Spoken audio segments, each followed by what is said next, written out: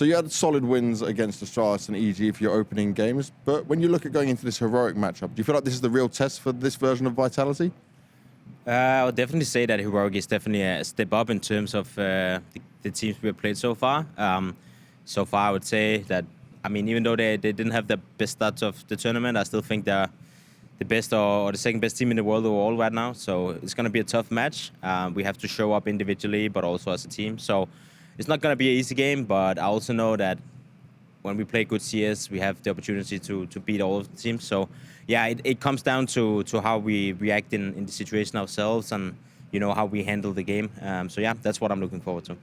Now, the Veto got interesting because their Inferno has looked very shaky. Great map for you guys, but you didn't go for it. You pulled in Nuke this time around. Is there been some more changes on the Vitality side for Nuke to try and play some mind games in here and surprise them?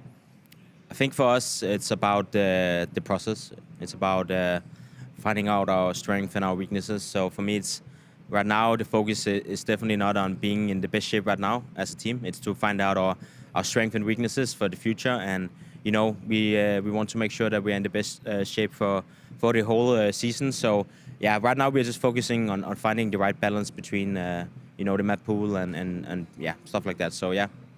Okay, and in terms of Heroic and their games they've had, some up and downs. They either smash teams or then they lose games we don't expect them to lose. Do you think they're coming in a bit weaker than what they were last season?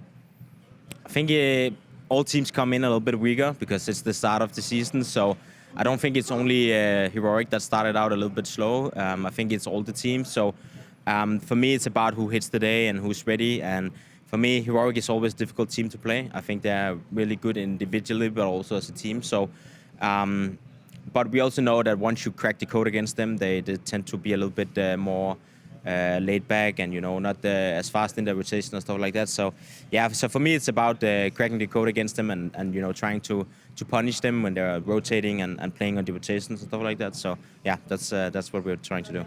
So when you say crack the code, is that more around the mid-round than like your anti-strategy and your preparation going into the game?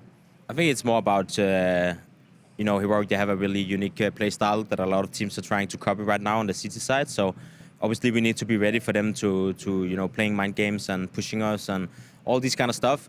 It's a lot easier said than done, I would say, because that's also why they're the best or the second best team in the world right now, is because they are so good at it.